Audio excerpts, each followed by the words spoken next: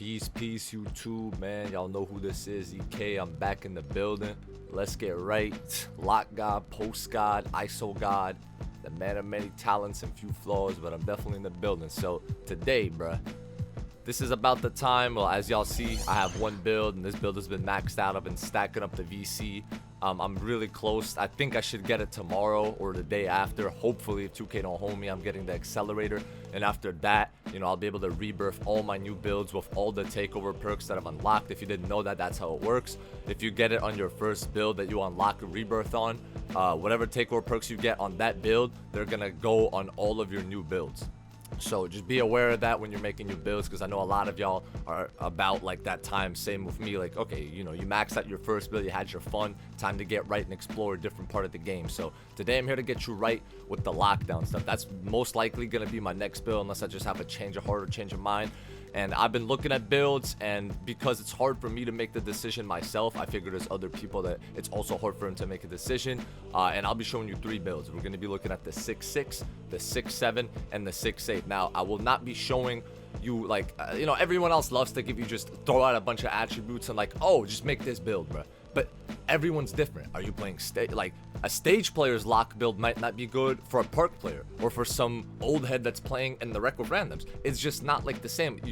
Your circumstances can only be defined by you. What I do is, I'm not give a man a fish. I am teach a man to fish, and he will feed himself for a lifetime. I give people the info and my competitive high IQ knowledge that I've had from 9 years in the field. You know what I'm saying? So lockdowns to me are defined by the player that primarily guards the other team's best defender. And on top of that, my personal definition is a build that can stop multiple positions on the floor with good consistency. A build that is not exploitable on defense. So you can make a 6-1 lock, obviously. You can make a small, or like, to me, 6-5 is a small lock too. You can make these small locks. You can obviously be like a 6'11 center that's like, oh, I have great defense, I can guard a lot of people. But when we're talking about locks, you want to make builds that answer almost every build on the game in an effective manner.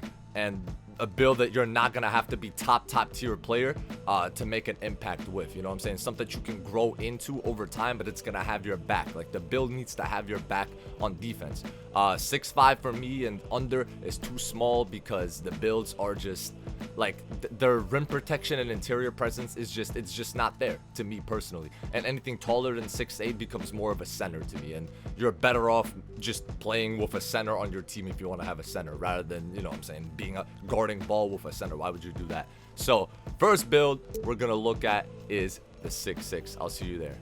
So with the 6'6, the pros and cons are very simple, and I look at many things when I'm making a build, but this is like your perimeter lockdown build, like from past 2Ks. You have about a 90 speed, you're fast, you're still able to switch on the center and get a block. And this build is what you're able to guard 1 through 3. So this is what you want to be guarding with a build like this, with a 6'6. 1 through 3 is your main capability. So point guards through small forwards for people that aren't really NBA fans. You can obviously switch on the center and stop him, but you're not about to say your man sets you up like, yo, let's go play some 2s. Yo, let's go play some 3s. Oh, we don't got a center. Yo, you can run center. Nah, you're not. You don't want to do that on this unless you're like incredible, or your team is incredible, or you're just playing robots. You know what I'm saying? You don't want to be playing center and guarding power forwards and centers that are just gonna mash you, get every board over you, box you out, worm you on this type of build. But when you're on a point guard, especially a smaller guard, oh boy, is it gonna be hell for them. The only main con that this build has that I personally do not like, and probably why I'm not making this build at the moment, and also because I play very many game modes and I like to be different, is don't forget about the badge costs, man. We are in the next gen game. If you're on current gen, obviously that's not something you have to worry about, but as dominant as this is on a perimeter, there's a reason for that, bro. I mean, most people don't run chase down, even though it's a decent badge. But even if we take away chase down, look at the tier 3 and tier 2 on this game. If you can help it, you want to. I know it's hard because they're smart. They put the badges in tiers for a reason. You want to have as many good badges for your playstyle in tier 1 as possible, in tier 2, and as little as possible in tier 3.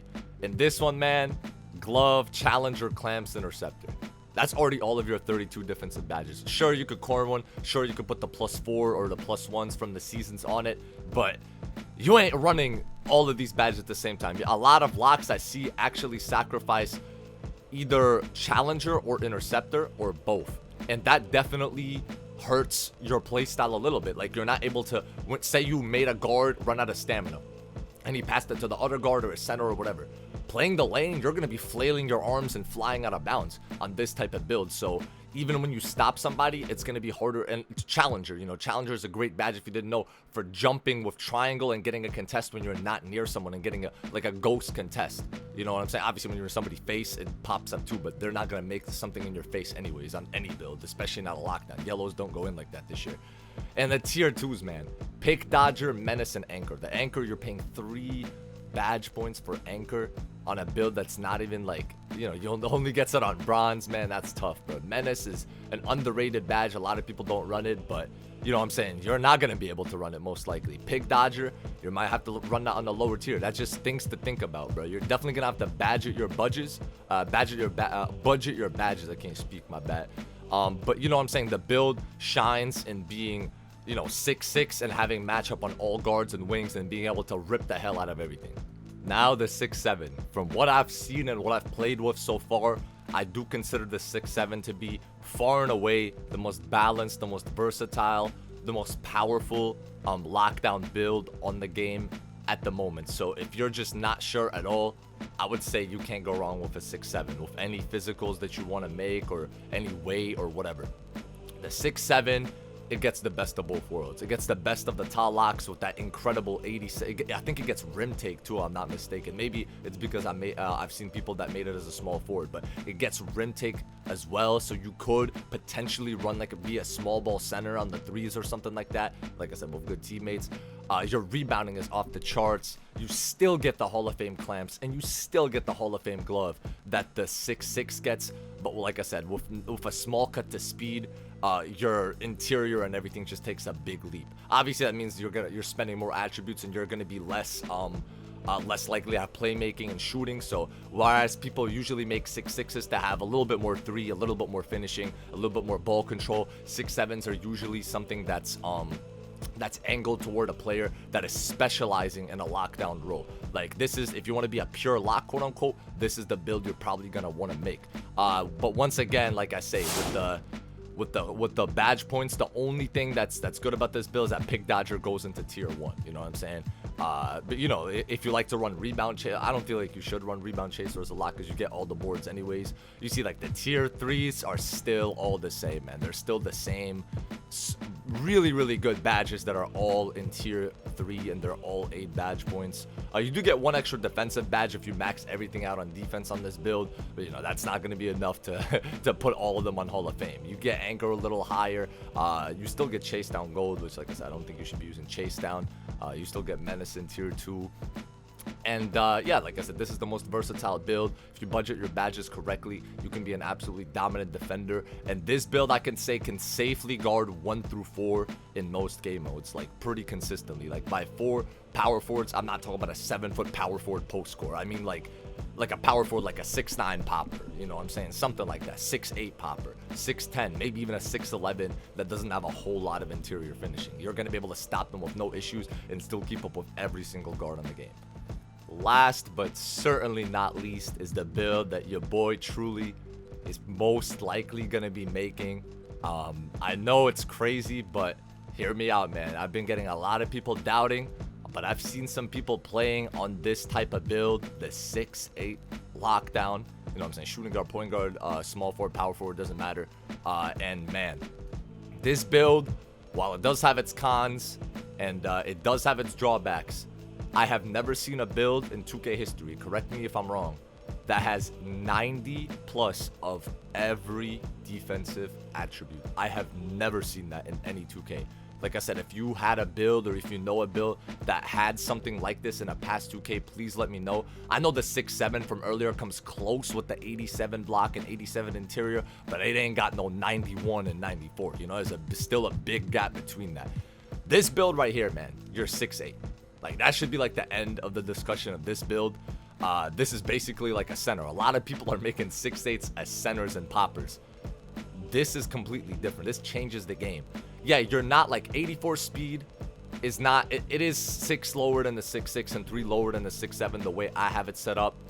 And you don't want to go any higher weight than this because it's going to take away your gold clamps.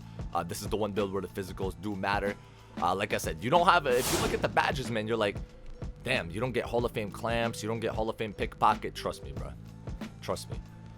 This game, Hall of Fame badges are nice, but they are not everything, man. First things first, look at the badge costs. Pick Dodger and Menace, 2 badges that are gonna, they're literally gonna bring whoever you're guarding down to your level. Like a Menace lowers their speed and attributes, so even though you're a little bit slower and more clumsy, it lowers the other person's attributes to make them slower just like you. And with this build, you get, the way I'm gonna set it up, I'm gonna have 35 defensive badges plus 4, 39.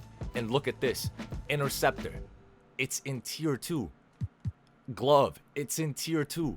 This build will allow you to run Rim Protector Gold, Challenger Gold, and Clamps Gold all at the same time, as long as you core one of them, and still have enough left over for things like Glove, Chase Down, Interceptor, and Pick Dodger, and maybe Ankle Braces or Menace, depending on what levels you put badges on.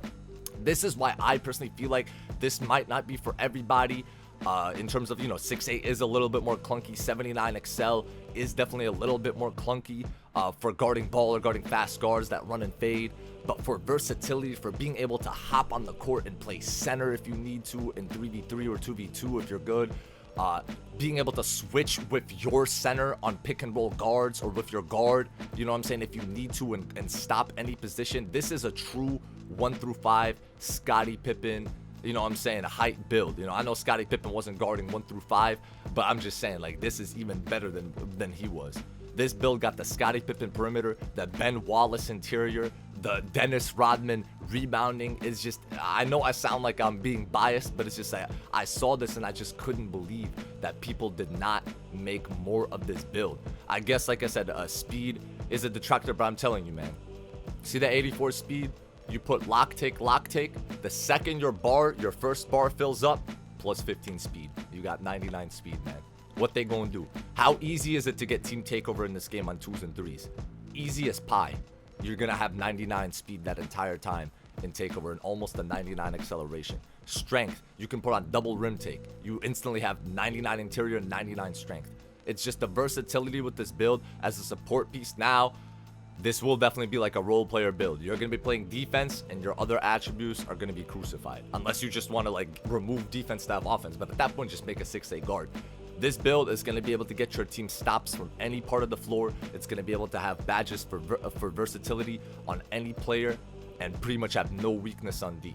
You know what I'm saying? It's not for the fan of heart, but if you are interested in being a wolf, definitely recommend checking it out. It's me signing out, man. Hopefully this video helped y'all. Peace.